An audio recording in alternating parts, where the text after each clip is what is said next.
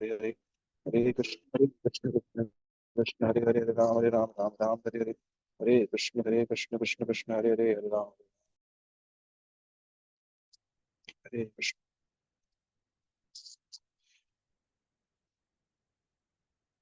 श्री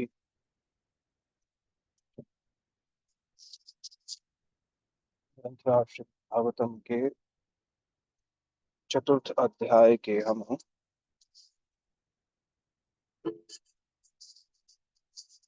व्यास जी द्वारा वेदों के विभाजन के प्रसंग को सुन रहे हैं।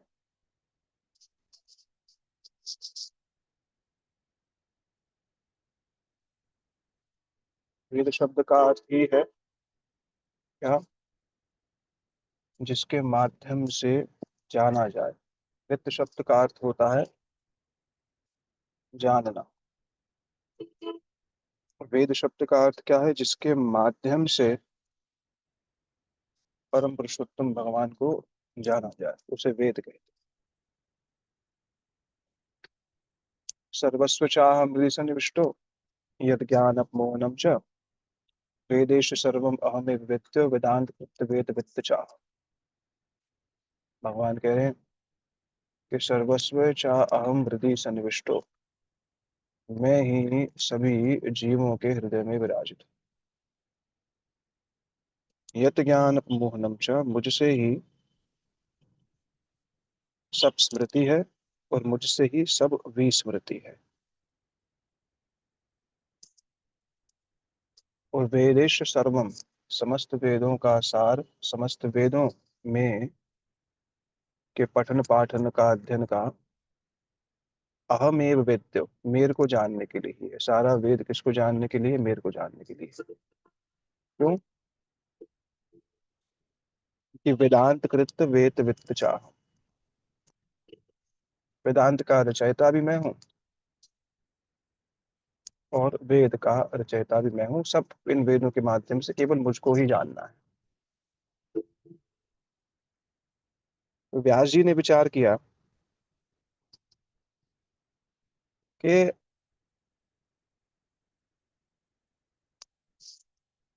जैसा कलिकाल की स्थिति है, क्या स्थिति है कलिकाल की? युग धर्म युग धर्म व्यतिक्रम प्राप्त भाव युगे युगे, भौतिका नाम च भावानाम शक्ति हर्षणम च तत्कृतम। शक्ति का ह्रास है, आयु कम है, शरीर में बल बहुत कम है, और अश्रद्धा ना निसत्वता, अश्रद्धावान है प्राय। कलयुग के जीव के लक्षण बता रहे हो, उसमें प्राय श्रद्धा नहीं, संशय युक्त है, दुर्मेधान है, भगवत तत्व की बात को समझ नहीं पाता है। तो इसलिए उन्होंने क्या करा, ऋग यजुर अथर्वाख्या वेद चत्वारभूत इतिहास पुराणा नाम पंचम वेद स उच्यते। वेद को चार भागों में विभाजित कर दिया। इसलिए उनका एक नाम क्या है? व्यास। श्री कृष्ण द्वैपायन वेद व्यास। व्यास का अर्थ क्या? व्यास का जो शाब्दिक अर्थ है, जो किसी भी वस्तु को विस्तारित करता है। एक वस्तु को विस्तार करने वाला, मध्य से उसको विस्तार करने वाला। एक केंद्र बिंदु है, उस केंद्र बिंदु को विस्तार करने वाला। जो जिस भी दिशा से उस केंद्र बिंदु की ओर चलोगे, तो उसी की ही प्राप्ति होगी। क्यों? क्योंकि विस्तार उससे हुआ है। जिससे विस्तार हुआ है, उसकी ओर चलने से उसकी ही प्राप्ति हो जाएगी। जैसे ये जगत है, इस समय दृश्यमान जगत जो हमें दिख रहा है, ये जगत क्या है? ये भी भगवान की माया शक्ति का ही एक वैभव है। कि भगवान की माया का वैभव स्वरूप है, दिख रहा है। तो इसको जानने जाएंगे तो जिससे इसका जो इसके उद्गम क्षेत्र है उस तक स्वतः पहुंच जाएंगे। इसी को ही वित्त कह दिया, इसी को ही वेद कह दिया गया।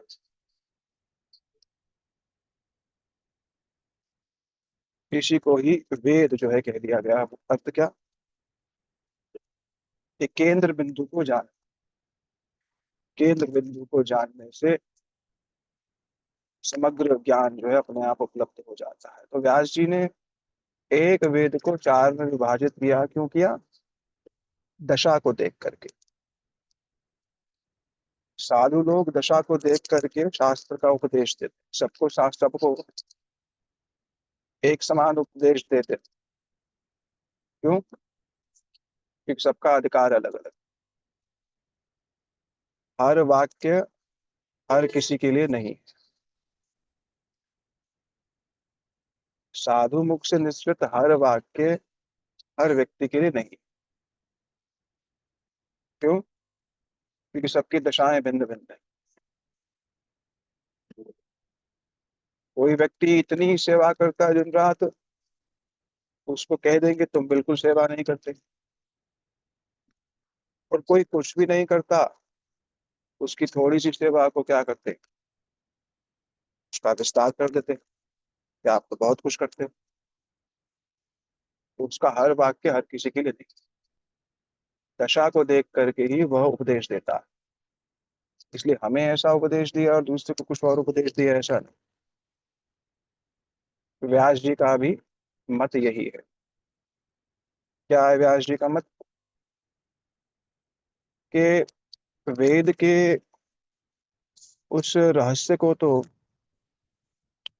मनुष्य जाति के लिए, विशेष करके कलयुग की मनुष्य जाति के लिए तो असंभव ही है। इसलिए उन्होंने एक ही वेद को चार रूप में विभाजित कर दिया। ऋग साम यजुर अथर्वाख्या।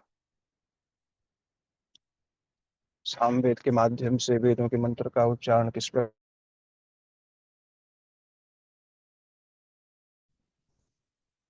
यजुर्वेद के माध्यम से यज्ञ की जितनी क्रियाएं हैं उसका विस्तार कर दिया। अथर्ववेद के माध्यम से जो ब्रह्म प्राप्ति का उपाय है वो बता दिया। चारों वेदों का अलग अलग तात्पर्य होने पर भी वो एक ही मूल वेद का ही विस्तार है। इसलिए पहले केवल ऋग्वेद था, उस ऋग से ही अन्य तीन की उत्पत्ति।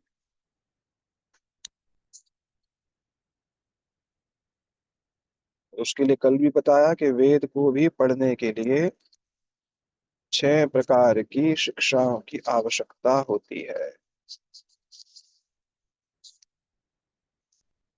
कौन कौन सी? जिसको वेदांग कहते। शिक्षा, कल्प, व्याकरण, ज्योतिष, छंद, निरुक्त।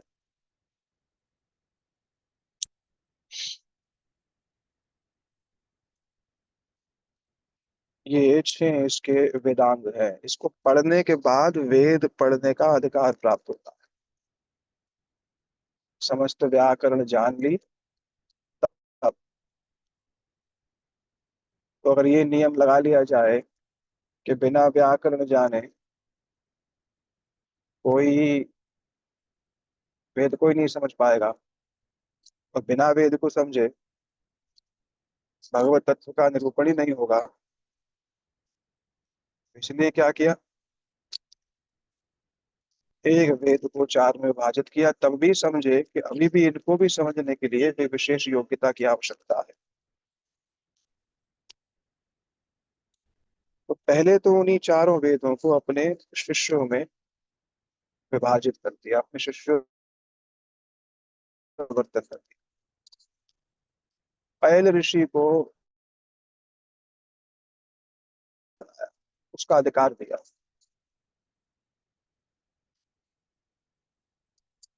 जैमिनी ऋषि को साम वेद बताया।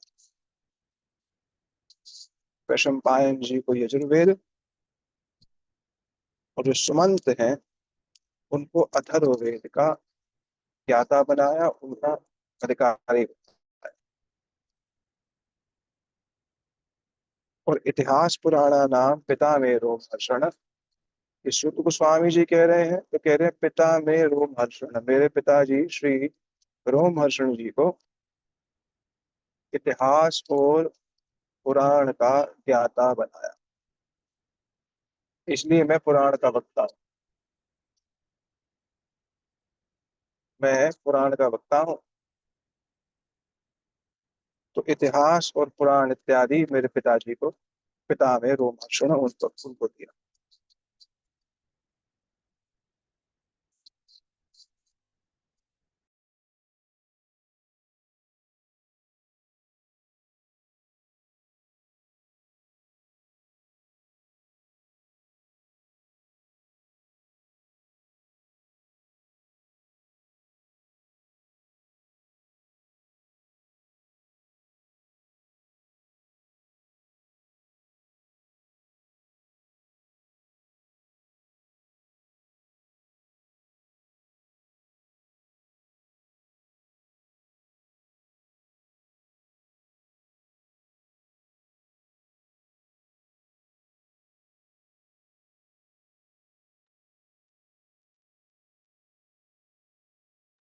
हरे कृष्णा प्रभु जी, आवाज डिस्कनेक्ट हो सकता है। हाँ, वो ट्रैवलिंग में थोड़ा डिस्कनेक्ट हो सकता है। तो इसी को ही कह दिया, शिष्य प्रशिष्य तद शिष्य वेदस्त शाखिनो भवन। ये कैसे आया? शिष्य प्रशिष्य तद शिष्य, एक शिष्य हुआ, फिर उनके शिष्य हुए, फिर उनके शिष्य हुए। शिष्य शब्द का अर्थ क्या होता है? शिष्य किसको कहते हैं?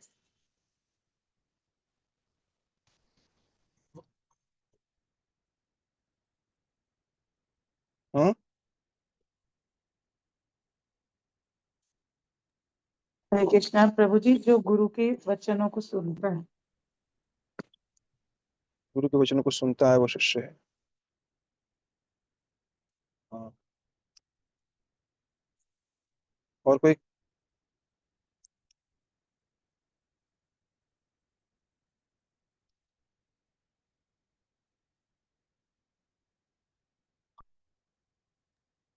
प्रभु जी, और वो भी हो सकता है ना, जो वाचो बेगम मनसा, सबको जो वेग को वश में रखता है।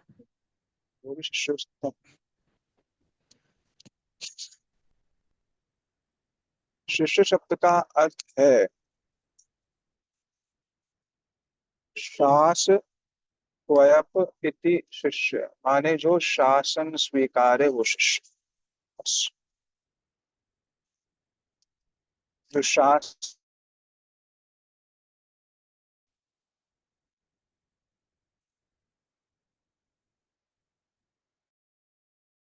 है, चाहे मंत्र है,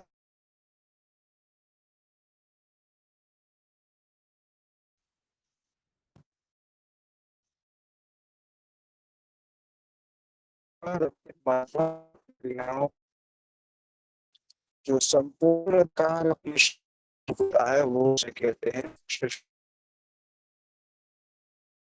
कि वो शासन स्वीकारने वाला। कोई क्यों शासन स्वीकारेगा? जगत में तो हर कोई अब बनना चाहता है। स्वामी बनना चाहता है।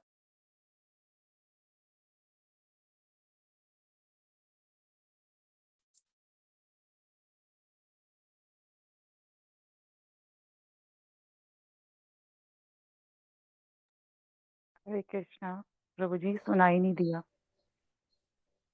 हरे कृष्णा, आवाज नहीं आ रही है। हरे कृष्णा। जी माता जी।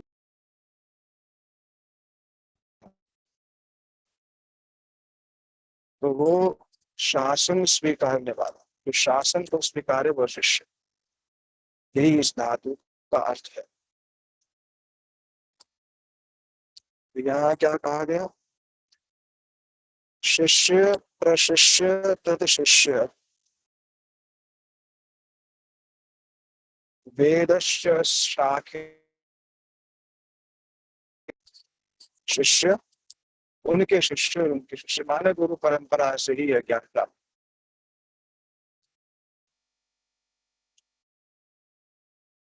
अब ये गुरु परंपरा प्रमाणित कौन करेगा, ये प्रश्न है। यहाँ तो पहले तो गुरु को प्रमाणित करना होगा, फिर गुरु परंपरा प्रमाणित होगी। उसके लिए ये कह दिया संप्रदाय विहीना च मंत्रे निष्फल मत। जो चतुर संप्रदाय है, इन चतुर संप्रदाय के अतिरिक्त अन्य मतों की प्रमाणिकता पर हमेशा ही संदेह बना रहे।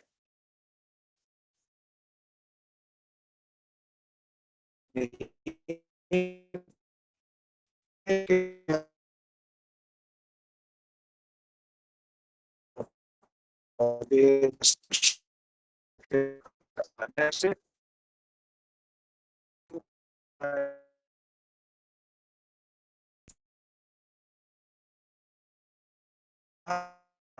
शाखा में फल की उत्पत्ति कहाँ होती,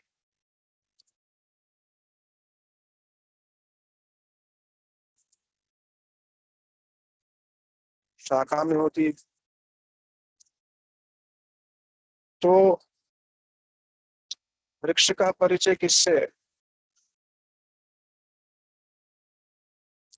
वृक्ष का परिचय किससे? फल से ही। फल से वृक्ष का परिचय मिलता है।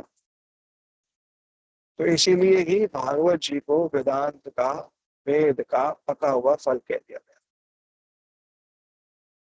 अब या तो सब अध्ययन करने के पश्चात भागवत जी की प्रमाणिकता को स्वीकारो,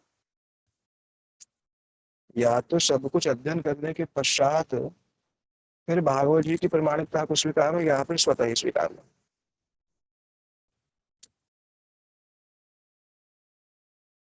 दोनों ही मार्ग है। सब वेद इत्यादि का अध्ययन कर लो और अध्ययन करने के पश्चात फिर श्रीमद् भागवतम जी की प्रमाणिकता को स्वीकार लो, या फिर स्वतः ही स्वीकार लो। क्योंकि ब्रह्मा जी ने इस बात को तो भागवत में कह दिया कि मैंने 3 बार वेदों का मंथन किया और यही निष्कर्ष निकाला कि कृष्ण भक्ति ही सार स्वरूप है। परम पुरुषोत्तम भगवान की भक्ति ही सार स्वरूप है। या तो सब पढ़ के सुन करके निकाल देता है, किसी को ही कह दिया शिष्य शिष्य वेदस्ते शाखिन एक के बाद एक शाखा की चल रही, उसमें सब ही शिष्य है ऐसा नहीं। प्रमाणित जो है उनको ही इसी में जो है उनको युक्त किया जाएगा, जो अप्रमाणित होंगे उनको नहीं युक्त किया जाएगा। परंपरा में भी, संप्रदायों में भी तो, भक्तों में भी तो सभी तो प्रमाणित नहीं है ना। सभी कैसे प्रमाणित? जिनका आचरण पूर्ण रूप से पवित्र है वही प्रमाणिक है, अन्यों को प्रमाणिक नहीं कहा जा सकता। उनको वैष्णव प्राय कहा जा सकता है, वैष्णव नहीं कहा जा सकता। वैष्णव प्राय माने जो वैष्णव के समान है पर वैष्णव नहीं, जिनका आचरण पवित्र है। चिन्ह तो है उनके वैष्णव के, पर पवित्रता।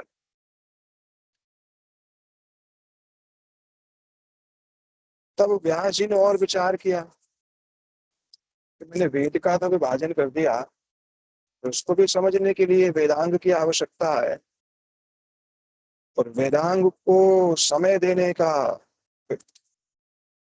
ये तो असंभव सा ही है कि शिक्षा, निरुक्त, व्याकरण, छंद इत्यादि ये पहले समझ जाओ। व्याकरण समझो, छंद समझो, किस किस मीटर में श्लोक कहा गया है इसको समझो, फिर उसका अर्थ निकले, वो भी अर्थ सही निकले ना निकले, तो ये कल काल में तो संभव ही नहीं।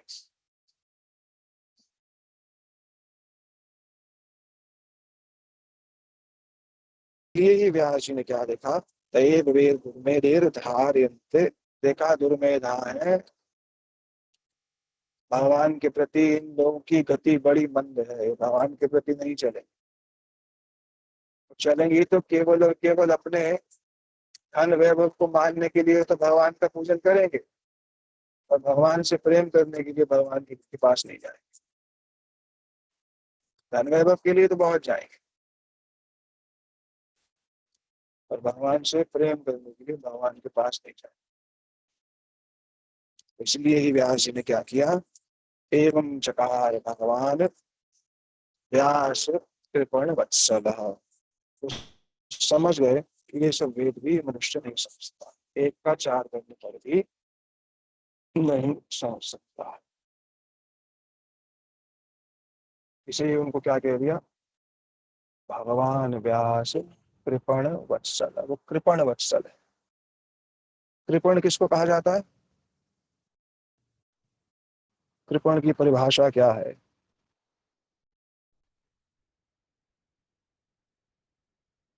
कौन कृपण है?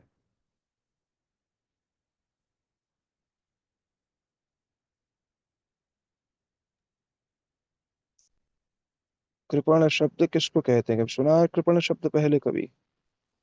हाँ प्रभु जी, सुना तो है। क्या कहते हैं, अर्थ क्या होता है? मतलब जो बहुत ही दयनीय जो होता है कृपण। हरे कृष्णा दयनीय, प्रभु जी। हाँ जी माता। वैसे तो कृपण का शब्द कंजूस है, किंतु ये भी माना जा सकता है कि जैसे जिसके पास कोई चीज वस्तु है और फिर भी वो उसको मना कर दे। हाँ, वस्तु है उसका पूर्ण सदुपयोग ना करे, उसे कृपण कहते हैं।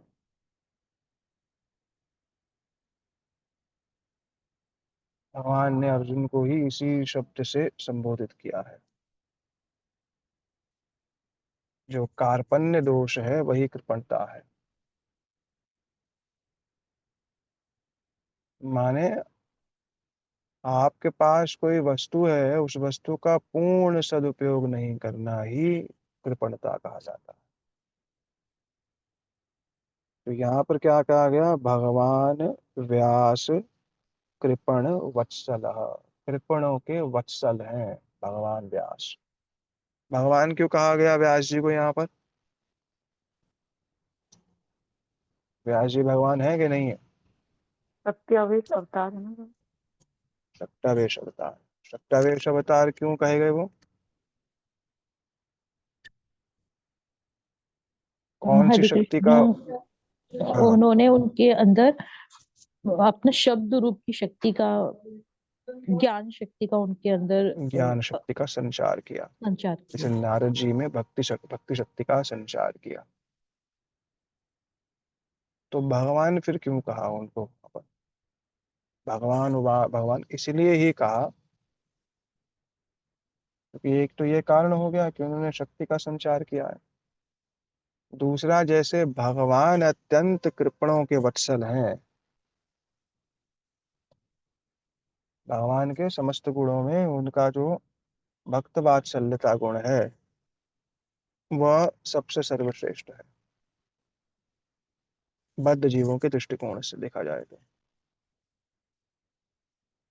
बद्ध जीवों के दृष्टिकोण से देखें तो भगवान के जो कृपण वत्सलता, जो भक्त वत्सलता गुण है वो सबसे सर्वश्रेष्ठ है। भगवान की भक्त वत्सलता क्या है, भगवान ही सर्वभूतानाम आत्म साक्षी सर्वदृक् ही,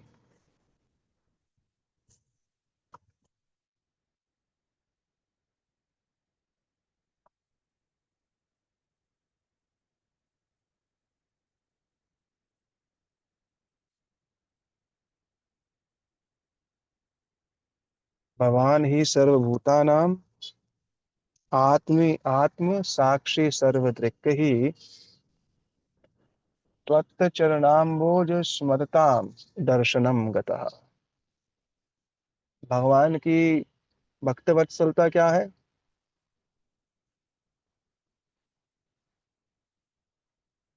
वो समस्त जीवों के हृदय में निवास करते हैं, साक्षी हैं, सर्वदृक् हैं और अथ त्वत् चरणाम्बोज स्मरताम, केवल उनके चरण कमल का स्मरण करने वाले व्यक्ति को वो अपना दर्शन जो है प्रदान कर देते हैं।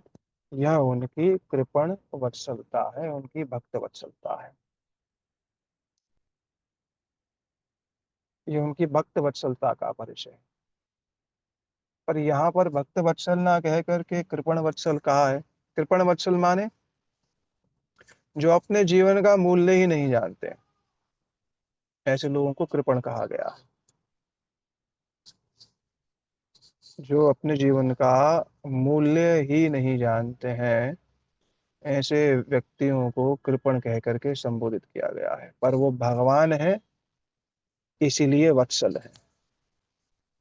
भगवान होने के कारण उनका वात्सल्य है। और उनका वात्सल्य कैसा है? हेतु युक्त वात्सल्य नहीं। हेतु है, कारण है तो वात्सल्य है, कारण समाप्त तो वात्सल्य नहीं। ये जागतिक होता है, जगत के लोगों में ये भाव देखा जाता है कि कारण से वो आपके प्रशंसक बन जाते हैं और कारण समाप्त होते ही विरोधी बन जाते हैं। ये जगत का भाव है। पर व्यास जी कैसे हैं? कृपण वत्सल, सर्वदा सर्वथा कृपण वत्सल है। उनका वात्सल्य किसी वस्तु विनिमय पर आधारित नहीं। ये वस्तु है, वस्तु का विनिमय हो रहा है, तब तो सब ठीक है। पर वस्तु का विनिमय नहीं होता तो फिर उसका अब क्या होगा? हम उसका उपकार नहीं करेंगे। ये व्यक्ति जो है वह हमें कुछ वस्तु प्रदान कर रहा है, तब तो हम अपनी वत्सलता का परिचय देंगे। अगर नहीं करेगा तो हम नहीं करेंगे। गुरु जब तक मीठी मीठी बात कर रहा है तब तक तो हम उसको अपना हितैषी मानेंगे। पर जहां वो रुष्ट हो गया, बस। गुरु जी इस बात को कहते थे,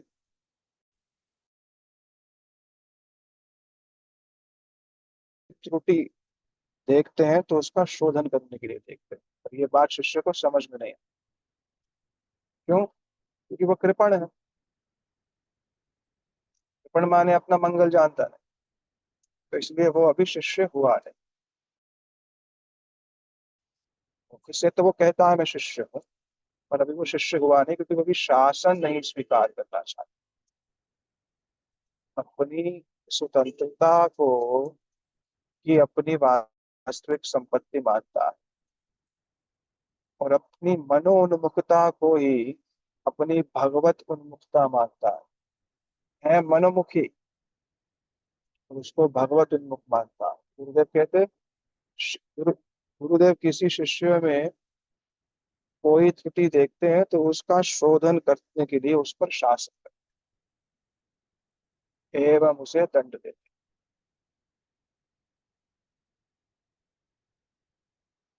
और शासन के अभाव में त्रुटि का शोधन हो ही नहीं सकता। नहीं नहीं, हम पे शासन मत करो। तो शिष्य का होता क्या है? वो आंतरिक द्रोह हो जाता है। किससे? गुरु से। आंतरिक द्रोह हो जाता है। किसका? जो शिष्य नहीं है। जो वास्तविक शिष्य होगा उसका आंतरिक द्रोह होगा नहीं। क्यों? गुरु आसक्ति के छेदन पे प्रहार करेगा तो प्रसन्न हुए। एक सद शिष्य क्या होगा? प्रसन्न। और जो भी है, वो प्रसन्न होगा। कैसा होगा?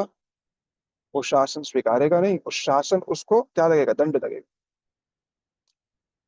और शासन को कृपा माने बिना शोधन नहीं हो सकता है। शासन के अभाव में शोधन नहीं।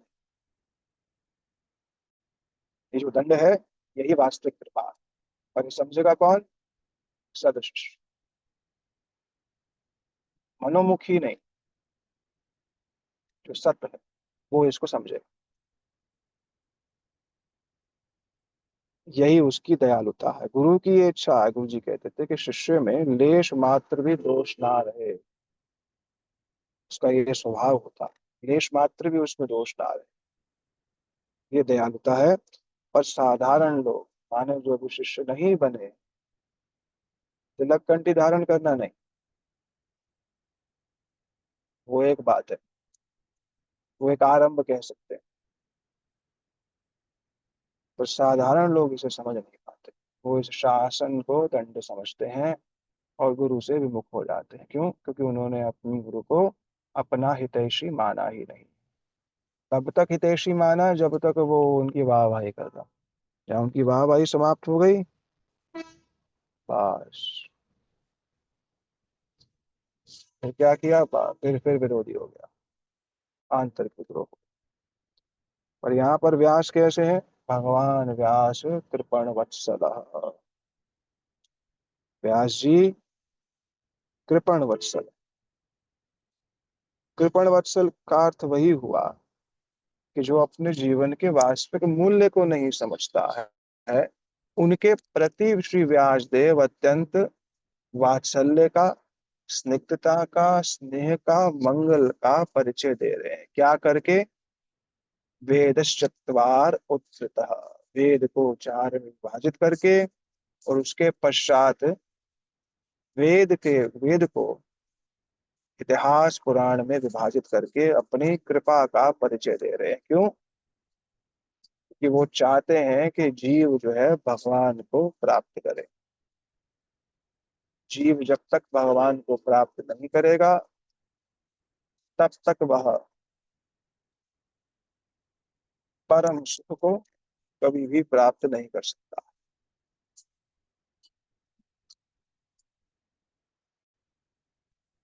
अब व्यास जी ने विचार किया कि स्त्री शूद्र द्विज बंधुनाम त्रय नास्ति गोचर।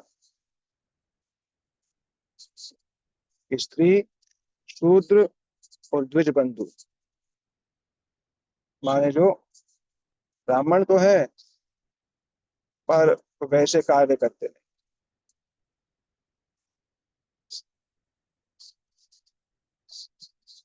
शूद्र हैं, शूद्र माने जिनकी बौद्धिक चेतना का विकास नहीं हुआ है। और स्त्री माने भोग बुद्धि, जो भोग बुद्धि परायण है, वो भी वेद को नहीं समझ।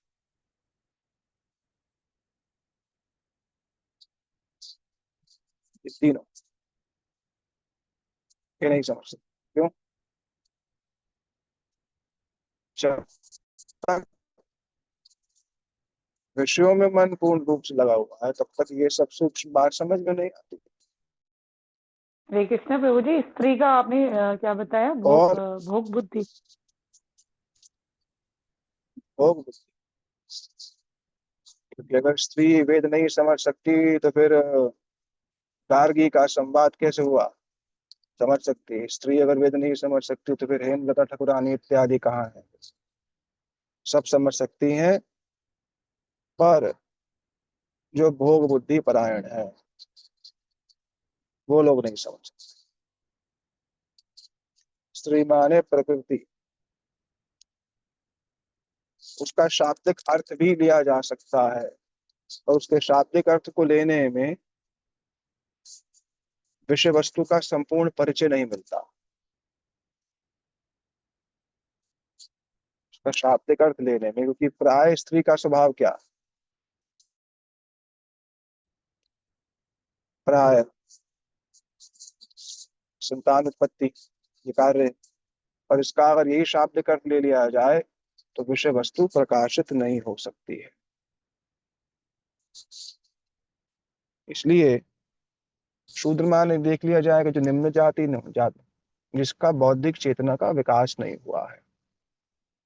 क्योंकि अगर ऐसा हो तो शेरदास ठाकुर जो है फिर वो अधिकारी नहीं। इसलिए भागवत जी में सबका अधिकार है। वो बात है भी सही। वो आजकल व्यास आसन पर स्त्रियां बैठती हैं, उसका अलग अलग मत हैं सारे के सारे, पर प्राय जो वैदिक परंपरा है उसमें इसका निषेध किया गया।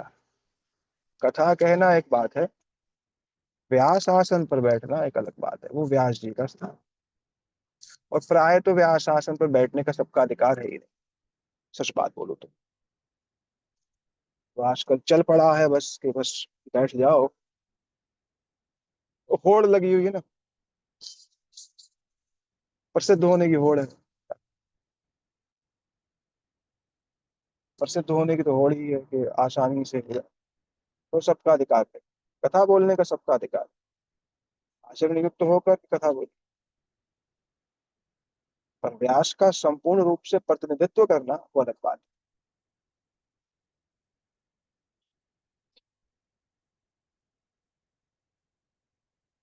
तो बोला कि कैसे समझेंगे इस चीज को। कर्म श्रेयसी मूढ़ा नाम श्रेय एवं भवेत्। इनके लिए क्या होगा श्रेय, इन मूढ़ व्यक्तियों,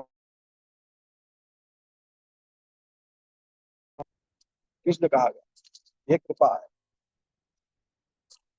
इसीलिए इस भागवत के जो छंद है, छंद को समझना पड़ेगा। मूढ़ इसलिए ही कहा गया, मूढ़ शब्द का अर्थ हो गया मूर्ख। तो शास्त्र ही जीव को मूर्ख कह रहा है।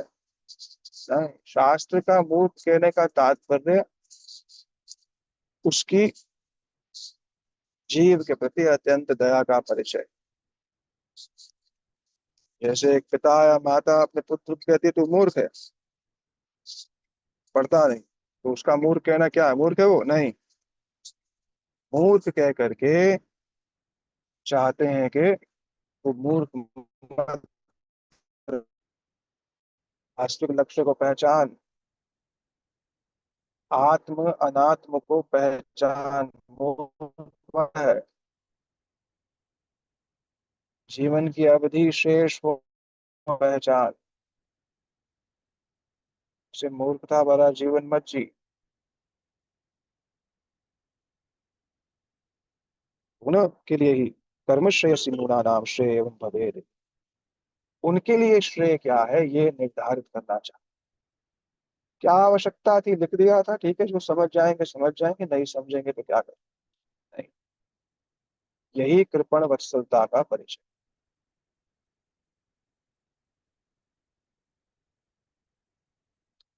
इसलिए क्या करती थी, भारत भारतम आख्यान कृपया मुन्ना, कृपा करके भारत आख्यान माने महाभारत की रचना कर।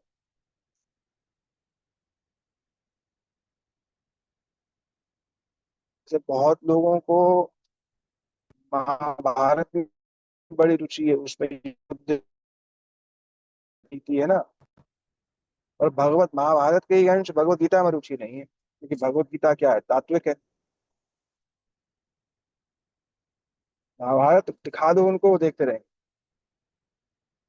युद्ध हो रहा है, कूटनीति है, ये सब हो रहा है उसके अंदर, पर जो उसका सार स्वरूप है, जहाँ आत्म तत्व की बात की गई है, उस आत्म तत्व के विषय में वो सुनना नहीं चाहते। तो उन लोगों के लिए भी क्या कर दिया, महाभारत इत्यादि की रचना कर।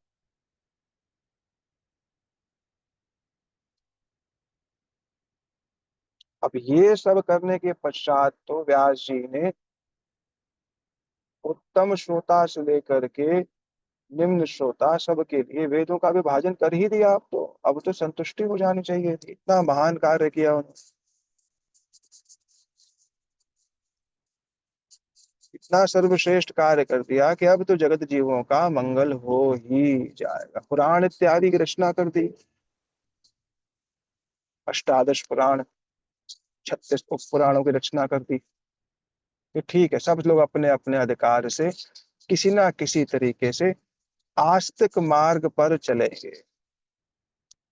जो जगत का भोग इत्यादि चाहते हैं वो वैसे उपास्यों की पूजा करेंगे, उनको वो मिल जाएगा। जिनको स्वर्ग इत्यादि चाहिए वो मिल जाएगा, सबके लिख।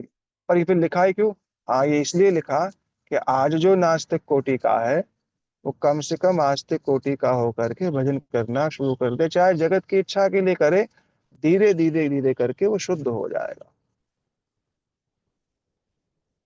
पर वो हुआ ही नहीं, वो तो उसी में फंस गया। बाला नाम वेद, वेद साक्षात नारायण ओम। जैसे एक पिता जो होता है वो साक्षात नारायण, तो पिता जो होता है वो सबको सब वस्तुएं प्रदान करता है। पर एक पुत्र योग्य हो, दूसरा पुत्र उतना, पर पिता के दृष्टिकोण में क्या है कि दूसरा योग्य पुत्र भी योग्य बन जाए, तो पहले वो क्या करता है, रोचनार्थ फल श्रुति पादा नाम अनुशासनम परोक्षवादो अय।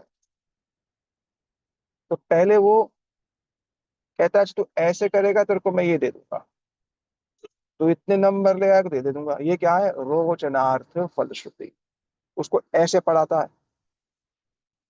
पर उसकी अपेक्षा क्या है कि एक समय ऐसा आएगा कि इसकी स्वाभाविक ही पढ़ने में रुचि हो जाएगी, फिर इसको मेरे को देने की आवश्यकता नहीं पड़ेगी, फिर यह मेरे को देगा अपने आप ही, इसलिए कर रहा है।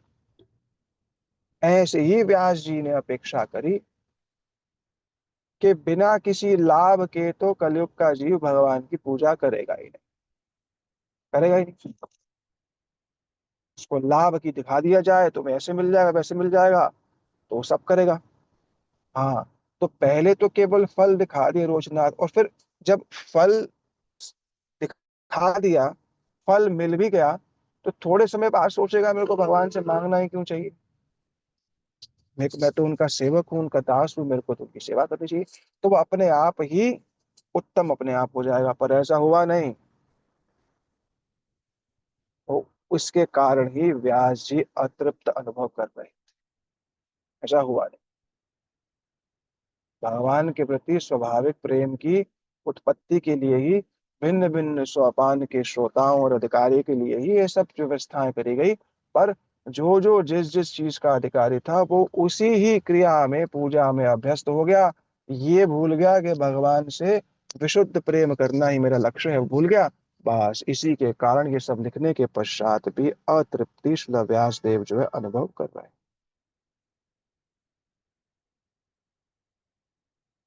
हैं। तो कृपण वत्सल, कार्य तो उन्होंने बिल्कुल ठीक किया।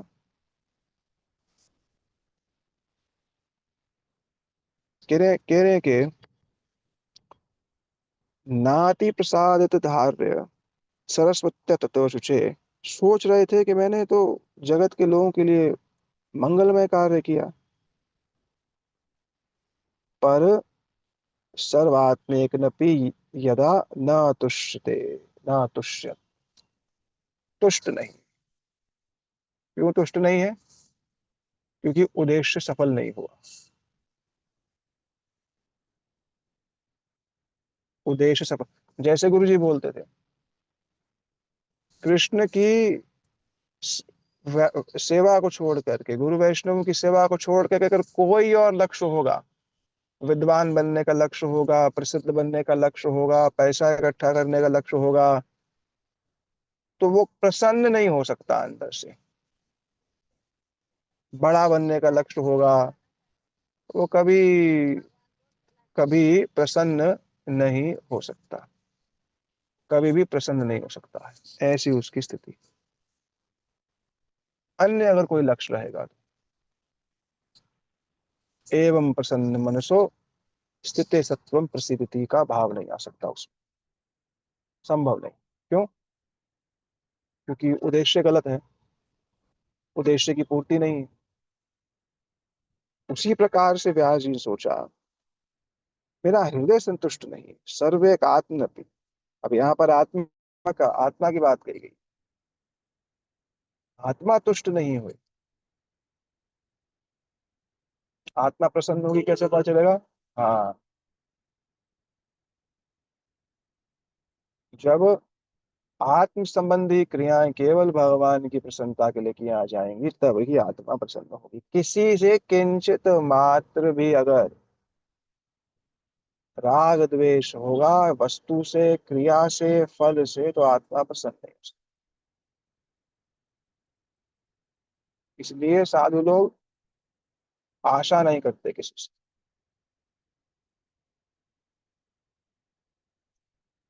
वो नहीं आशा करते, क्योंकि वो जगत के लोगों से आशा करते हैं, करेंगे तो क्या हो जाएंगे, जगत के लोगों के अधीन हो जाएंगे,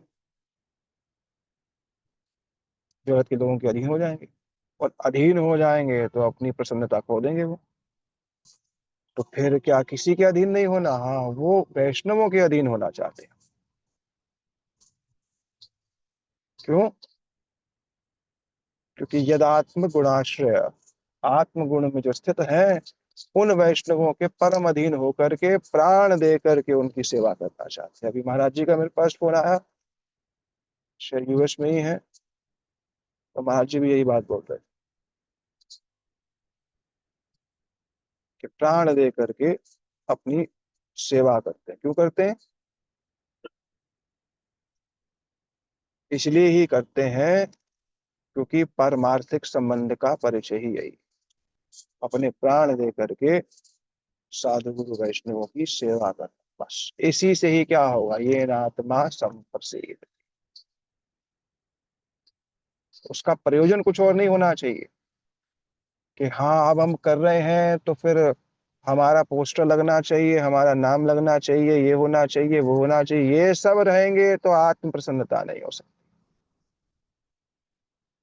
ना, वो आत्म प्रसन्नता का विषय नहीं होगा। फिर वो वही कंचन कामनी प्रतिष्ठा उसी त्रिवर्ग में ही कहीं फंसा हुआ है।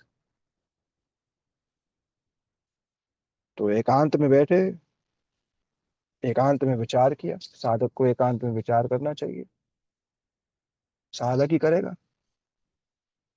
बाकी एकांत में कोई बैठेगा? एकांत में विचार करना चाहिए व्यक्ति को कि मैं प्रसन्न नहीं हूँ। सरस्वती नदी के निकट बैठे, सरस्वत्या तते शुचौ,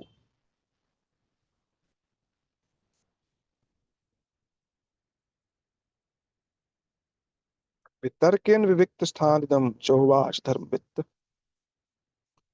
सोचने लगे मैं तो धर्मवित्त हूँ, धर्म को जानने वाला हूँ।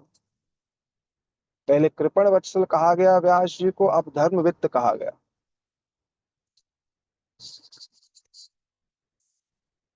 भगवान भी कहा गया।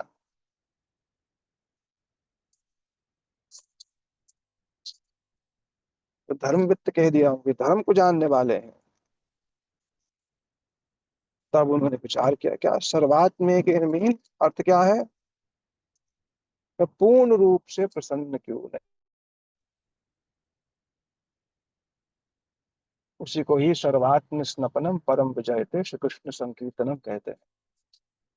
सर्वात्म रूप में प्रसन्न हो गया, सम्यक रूप में प्रसन्न हो गया।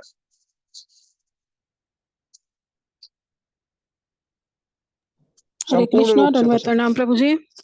हाँ जी माता। आप प्रभु जी शुचौ क्यों यूज किया है यहाँ पे? मतलब पवित्र होने का अर्थ क्या लगाएंगे यहाँ पर हम? मतलब बैठते तो पवित्र होकर ही है, तो स्पेशल कुछ अर्थ है इसका यहाँ पे? नहीं, अर्थ न्यूट्रल कुछ होने ऐसा से नहीं। है क्या? नहीं नहीं, यहाँ जी पर शुचो शब्द का अर्थ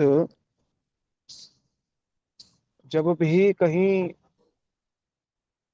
भगवान भी जो नियम है, कभी भी किसी भी पवित्र नदी के निकट बैठेंगे तो पहले उसका जल स्पर्श कर लेते हैं। जैसे भगवान भी जब अपनी अंतर ध्यान लीला कर रहे थे तो वहां पर भी शब्द आया, सरस्वती जल उपस्पृश्य वृक्ष मूलम उपागशत। सरस्वती के जल को स्पर्श कर लिया। तो यहाँ पर शुचो कहने से जल को स्पर्श कर करके बैठ गए, ये अर्थ लिया जा सकता है। जी नहीं प्रभु तो जी। सरस्वती के निकट बैठने से ही शुचिता को प्राप्त हो गया। दोनों ही अर्थ लिए जा सकते हैं, क्योंकि स्पर्श शारीरिक भी होता है और नेत्र से भी होता है। नहीं, यहाँ पे एकांत भाव भी यूज किया है ना इन्होंने शब्द, कि निर्जन में एकांत भाव से पवित्र होकर बैठे। तो हाँ, एकांत तो भाव एक से क्या अर्थ आ रहा है यहाँ पे? कोई नहीं है वहां पर, एकांत। व्यास जी जब भागवत जी लिख रहे हैं, कहाँ लिख रहे हैं? बद्रिकाश्रम में लिख रहे हैं, वो भी एकांत ही लिखा, जिसको आरंभ में कहा गया बिल्कुल कि विविक्त आसीन, को में आया कहीं पर, देखना, युग धर्म प्राप्त भाव युग धर्म व्यतिकरम प्राप्त भाव युगे युगे और एकांत उदित रवित मंडले। एकांत में सरस्वती के निकट बैठ करके ही सूर्य को उदित होता हुआ देखा, सूर्य की गति।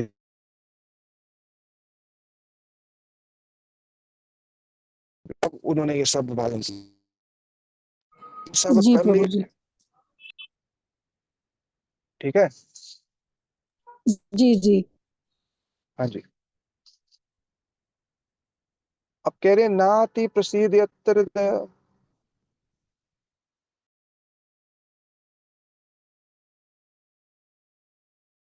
बट अति प्रसन्न नहीं। प्रसन्न तो अवश्य ही हुआ होगा, ऐसा तो कहीं से कहा नहीं जा सकता कि इतना बड़ा विभाजन करने के पश्चात व्यास जी बिल्कुल ही असंतुष्ट रहे। जब जगत की ही किसी जागतिक कार्य में कुछ कुछ प्रसन्नता लाभ हो जाती है,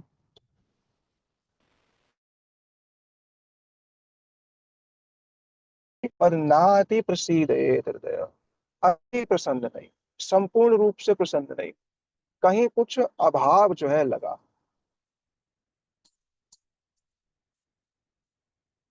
कहीं कुछ अभाव लगा।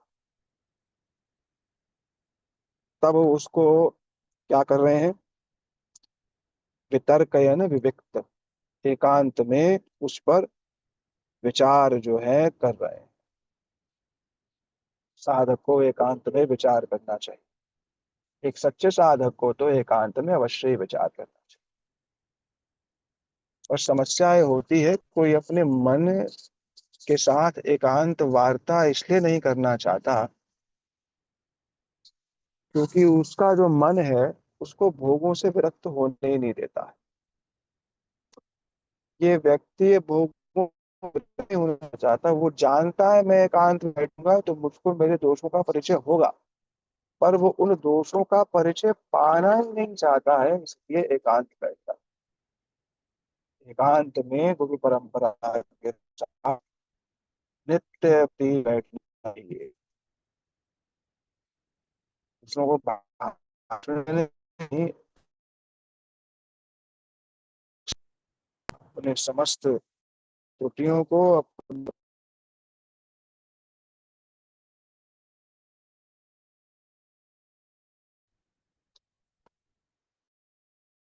स्वयं से वार्तालाप करें। लिखा है च उवाच। अब उवाच करने के लिए तो दो व्यक्तियों की आवश्यकता है ना।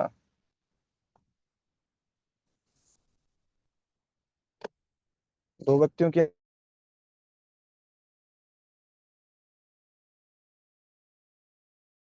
मनसा चिंतन भी कर कह।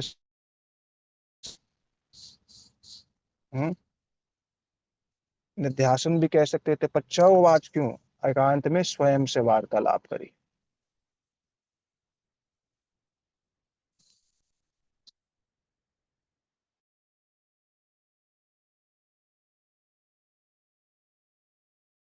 महत्वपूर्ण चीज है, केवल एक चीज कह देता हूँ।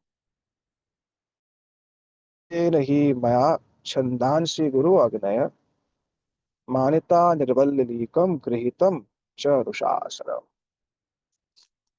धृत व्रते, अरे मैंने तो धृत व्रत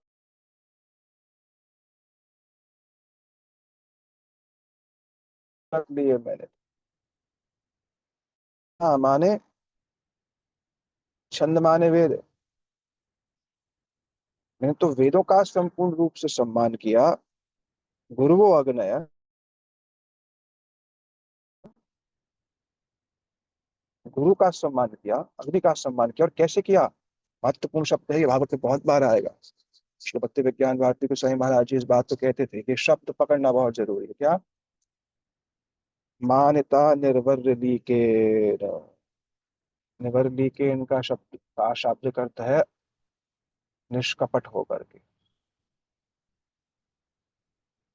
शाब्दिक अर्थ है निष्कपट होकर के मैंने ये सब किया, फिर भी उसके पश्चात मैंने सब नियमों का पालन किया, फिर भी मैं असंतुष्ट क्यों हूँ। व्यास जी की असंतुष्टता हमारी तरह नहीं। हमारी असंतुष्टता में और व्यास जी की असंतुष्टता में आकाश पाताल का भेद है। व्यास जी भी संतुष्ट नहीं थे, इसलिए हम भी संतुष्ट नहीं, लोग कहते देते हैं ये बात। पर व्यास जी की असंतुष्टता और हमारे में बहुत फर्क है, उसकी तुलना ही नहीं हो सकती। उनकी असंतुष्टता स्वयं के किसी वस्तु की प्राप्ति के अभाव में नहीं थी। उनकी असंतुष्टता किस चीज में थी? कि जगत जीवों का सम्यक रूप से कल्याण संभव नहीं हुआ अब तक। साधु लोग भी असंतुष्ट रहते हैं, अवश्य रहते हैं। हमारे महाराज जी कहते हैं ना, सेवा की व्यग्रता होती है, सेवा की व्यग्रता के कारण असंतुष्ट रहते हैं। हम लोग भोग के कारण रहते हैं, ये नहीं मिला वो नहीं मिला इसी में असंतुष्ट है। साधु लोग सेवा की व्यग्रता, सेवा की तीव्रता, सेवा के आवेश के कारण निरंतर ही अपने आप को अतृप्त अनुभव करते हैं। ये भक्ति महारानी का स्वभाव। सब कुछ करने के पश्चात भी उनमें हमेशा ये भाव बना रहे कि मेरे द्वारा सेवा नहीं हो पाई। जैसे तो कह रहे, प्राणेश्वर निवेदन ऐ जन करे, ए नहीं, हरि हरि की मोर करम गति मत। कि व्रज राधा कृष्ण पद नासे वीनु तिल आद, ना बुझिबु रागेर संबंध। हरि मैंने भगवान श्री ब्रज के श्री राधा कृष्ण का चरण कमलों का भजन नहीं किया। अच्छा, बिल्कुल नहीं किया, बोले तिल के समान भी नहीं किया। ना सेवीनु तिल आद, तिल के समान भी नहीं किया, और अपने रागमय संबंध को नहीं जान पाया। या अनुत्तम दास ठाकुर जी ये लिख रहे हैं, वो क्या उपलब्धि नहीं है? उपलब्धि, उपलब्धि होने पर ही इस प्रकार के कीर्तन लिखे जाते हैं। हमें लग रहा है ये अनुपलब्धि का कीर्तन है। हाँ, ये उपलब्धि युक्त कीर्तन। स्वरूप रूप सनातन रघुनाथ भट्ट युग, भूगर्भ श्री जीव लोकनाथ, इहा सवार तार, इहा सवार पाद पद्म, न सेवीनु तिल आद, आर किसे पूरी बेक सा। कि मैंने इनमें से किसी भी की सेवा नहीं की। उपलब्धि युक्त कीर्तन है। जिसको उपलब्धि हो जाती है वो इस तरीके की बात करते हैं, जिनको नहीं होती है वो कहते हैं हाँ भाई सब ठीक चल रहा है। उपलब्धि, और इन सब कीर्तनों का अनुकरण नहीं करना चाहिए कि बस वो सभा है तो बस सब कुछ कह देना है, वैसा नहीं। यहाँ आंतरिक उपलब्धि का विषय है, तभी ये सब कीर्तन। तो व्यास जी संतुष्ट तो अवश्य ही हुए, ये कहना तो बिल्कुल युक्ति संगत नहीं होगा कि वो संतुष्ट नहीं हुए, बिल्कुल संतुष्ट हुए। पर सम्यक रूप से जीवों का कल्याण हो जाएगा। अच्छा, व्यास जी ऐसे ये अभी वैसी कोई रचना नहीं हो पाई, वैसी कुछ दशम स्कंदीय रचना नहीं हो पाई। इसका वर्णन अभी आगे के अध्याय में आएगा ही सही। इसी कारण से श्री व्यास जी जो भगवान व्यास कृपण वत्सल है, वो व्यास जी स्वयं भी असंतुष्टि का अनुभव कर रहे हैं। और इसी असंतुष्टि के कारण ही श्री नारद ऋषि का आगमन हुआ। श्री नारद जी का जो आगमन हुआ है उसके मूल में भी यही श्री व्यास देव की असंतुष्टि ही है।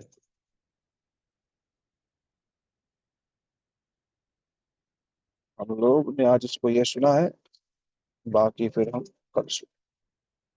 कृष्ण गुरुदेव की जय, श्रील प्रभुपाद की जय, समस्त रूपानुगुरु परंपरा की जय, भुवन मंगलकारी नाम संकीर्तन की जय, भक्त प्रवर श्री प्रहलाद महाराज की जय, सर्व विघ्न विनाशक भगवान नरसिंह देव की जय।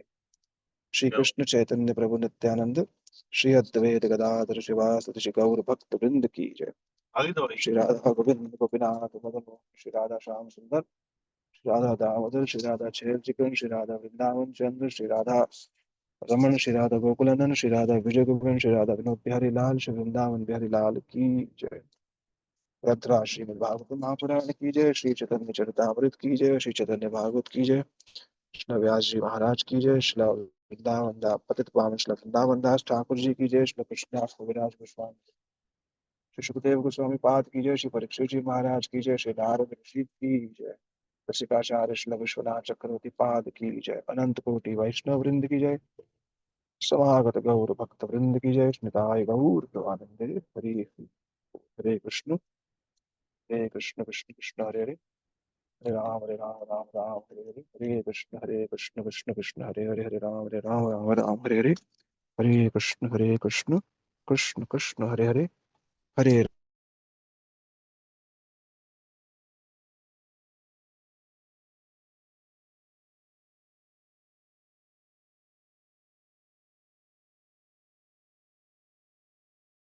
कृष्ण प्रभु जी, दंडवत प्रणाम।